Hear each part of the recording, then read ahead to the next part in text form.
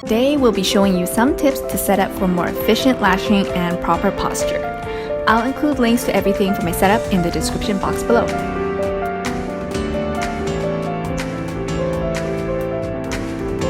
Okay, so you want the client's head to be right up to the bed edge so that you can get super close, and you want to get a bed and a bed cover that lets you slide your legs right underneath the bed. Your lash towel base should actually be a flat surface so that it's easy to work with. Sometimes I put my lash towel at the edge of the pillow, sometimes on the pillow shelf itself. And here I have a lash shelf for my main supplies so I can have close, easy access during the appointment. And the workspace is more elevated than the client's head. So this is a U-shaped pillow for the client's head to just sink in without making the lash towel part sink in as well. And then there's more workspace on the left side for me, and then also pockets for extra supplies and trays if I need.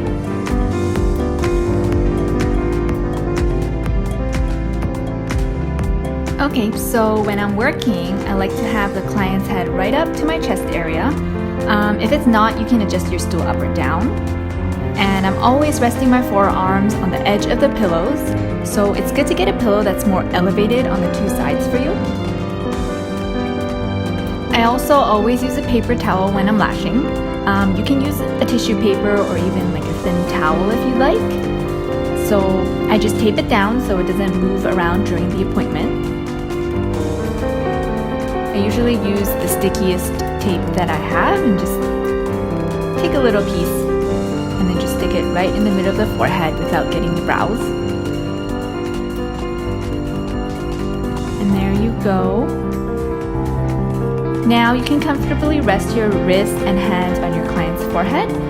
It doesn't matter if your hands are cold, sweaty, or whatever anymore. So since my workspace is to the right, I usually ask my clients to put their hair all the way to the left side. I have my lash towel and my jade stone right beside the client's forehead for easier access. This way I can lash faster with less space in between the tile and the eyes. Okay, so we're just going to get set up here to show you how I position my hands when I'm lashing.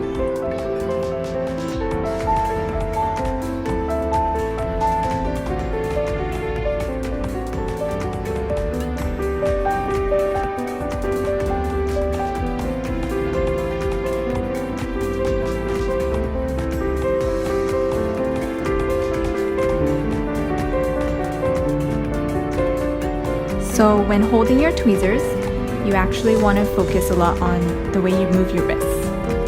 So the best way is forward and backwards, and not sideways from left to right. So forward and backwards like this.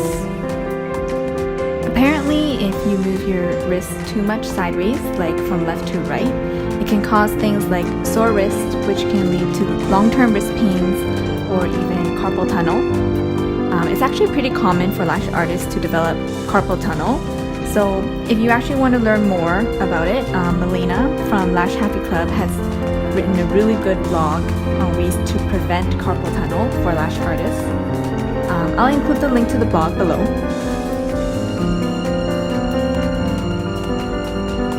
And as you guys can see, I am relying on the forehead a lot throughout the appointment. So my wrists are almost always touching the forehead, whether it's at the top of the forehead, the left side, or the right side. It's pretty much always using the forehead as a form of stabilizer for when I'm doing isolation and even placing the lashes on the natural lash.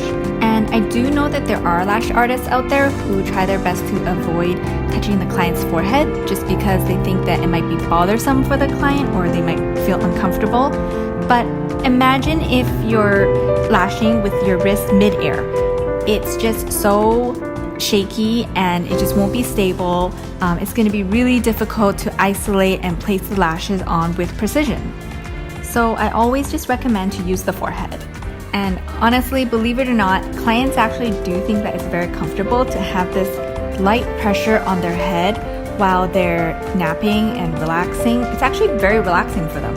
And as you can see, for the fans that don't pass the test, for example, if the fan isn't symmetrical enough or for whatever reason it is, I actually just place the fan that I don't like back on the paper towel. That way it's just super convenient for me to just wrap it all up at the end of the appointment and then just dispose of the paper towel.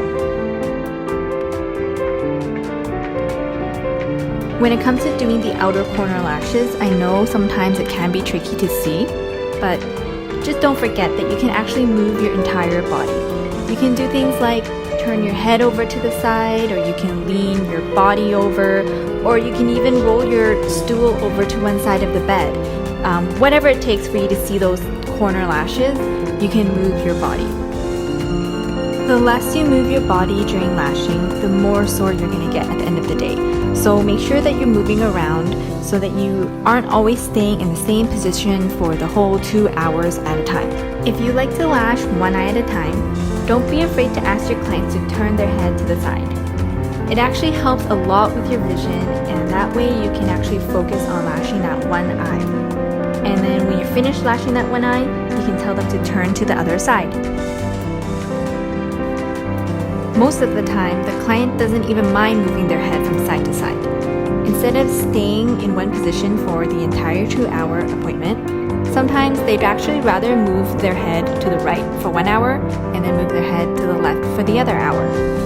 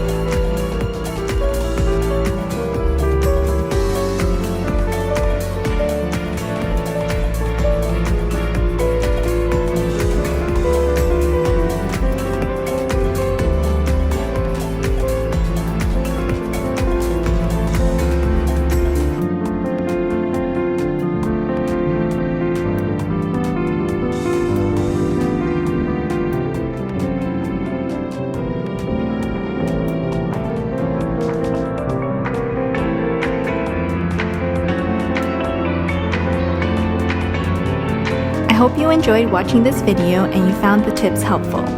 If you have any other questions, please feel free to leave it down below.